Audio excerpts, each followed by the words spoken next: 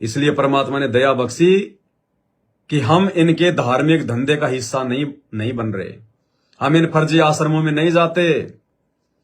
अरे कहां से आश्रम हो गए, ये कहां से आश्रम हो गए भाई और बहनों। अब एक चीज बताओ, हिसार जेल से जो सत्संग आते हैं ये,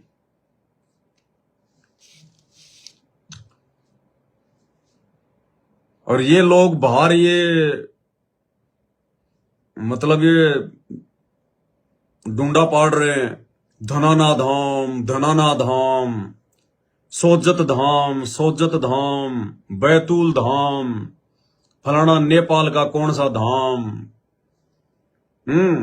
मुंडका धाम, रोहतक धाम, सिंहपुरा धाम, धनाना धाम।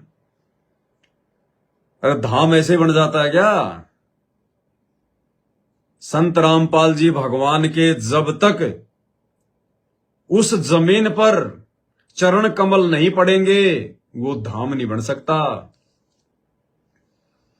वो धाम नहीं बन सकता।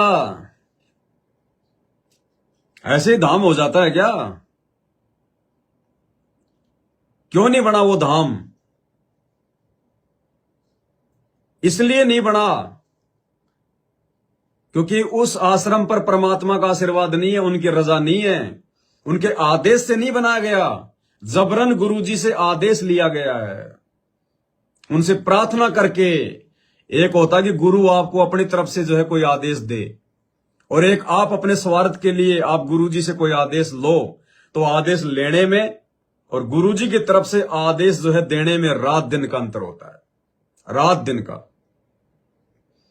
स्टेज पे कोई माला डाल रहा है, किसी का सम्मान कर रहा है, एक तो जो स्टेज पे जो आदमी खड़ा है जिसके हाथ में माला है, एक तो वो किसी का नाम पुकारे कि श्रीमान रामुतार जी स्टेज पर आने की मेहरबानी करें, उनका सम्मान किया जाएगा। एक तो वो सम्मान, और एक भीड़ में से कोई आदमी खड़ा होके वहां जाके हो जाए खड़ा कि साहब मेरे गले में माला डाल दो, मेरा भी सम्मान कर दो। तो उस सम्मान में इस सम्मान में रात दिन का अंतर है। एक तो खुद अपनी तरफ से सम्मान करना और एक जबरदस्ती अपना सम्मान करवाना, तो रात दिन का अंतर है ना।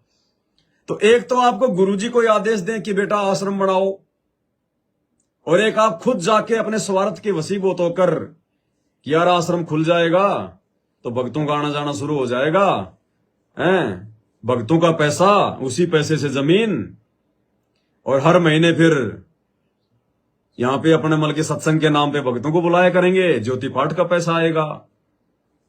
तो ये हो रखा है, इसलिए वो धाम नहीं है, वो धंधा है, धंधा। अगर धनाना धाम है, और यदि सतगुरु रामपाल जी ने हिसार जेल से खुश होकर अपनी तरफ से यदि आदेश दिया है धनाना आश्रम को बनाने का, तो भाई और बहनों हिसार जेल से आ रही है ना ये ऑडियो, या कहीं पाकिस्तान से आ रही है? हिसार जेल से आ रही है ना।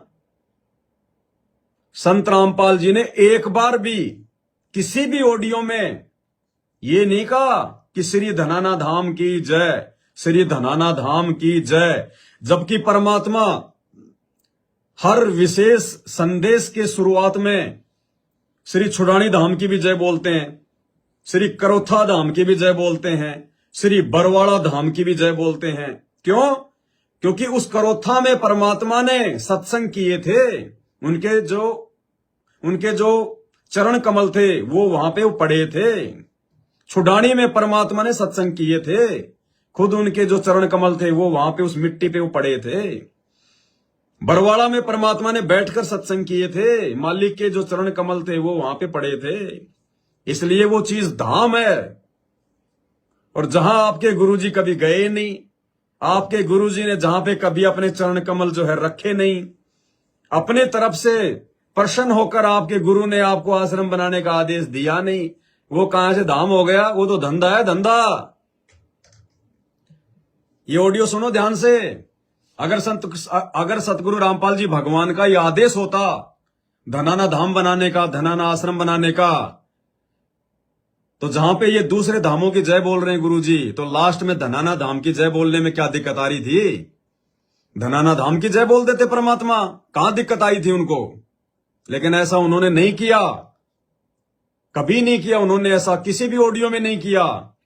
ये संकेत है, आपको समझना पड़ेगा। ये जय का एक ये छोटा सा है, ये शुरुआत का, ध्यान से आप इसको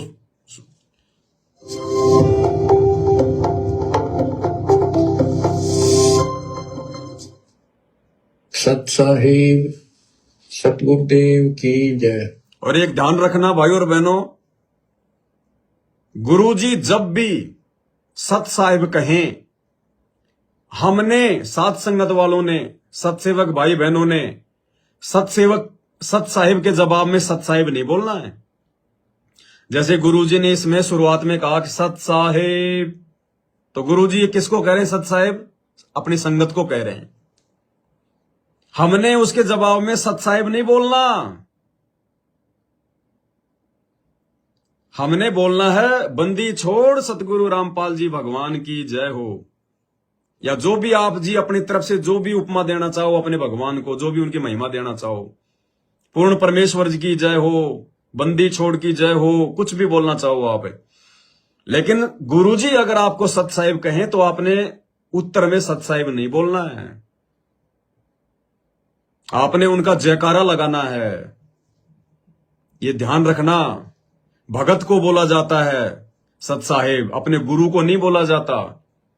जैसे ही गुरुजी का हम सत्संग सुनने के लिए बैठे, सबसे पहले गुरुजी को दंडवत प्रणाम, उसके बाद अगर गुरुजी कहें कि सत साहिब, तो हमने क्या अपने मन ही मन में बोलना है? क्या बोलना है? बंदी छोड़ सतगुरु रामपाल जी भगवान की जय हो।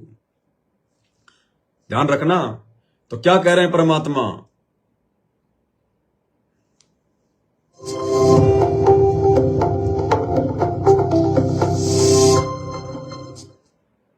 सत साहिब सतगुरुदेव की जय।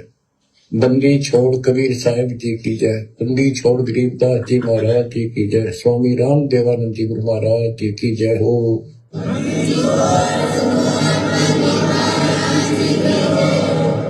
सर्व संतों की जय, सर्व भक्तों की जय, धर्मी पुरुषों की जय। श्री काशी धाम की जय, श्री सुडानी धाम की जय, श्री करोथा धाम की जय, श्री बड़वाड़ा धाम की जय। धनाना धाम की नहीं बोली परमात्मा ने। धनाना धाम को परमात्मा ठेंगा दिखा गए, धनाना धाम की जय नहीं बोली। श्री काशी धाम की जय, श्री छुडानी धाम की जय, श्री बरवाड़ा धाम की जय, श्री करोथा धाम की जय, श्री बरवाड़ा धाम की जय, और आगे धनाना धाम की जय नहीं बोली। गुरुजी ने अंगूठा दिखा दिया, ठेंगा दिखा दिया। ये संकेत है।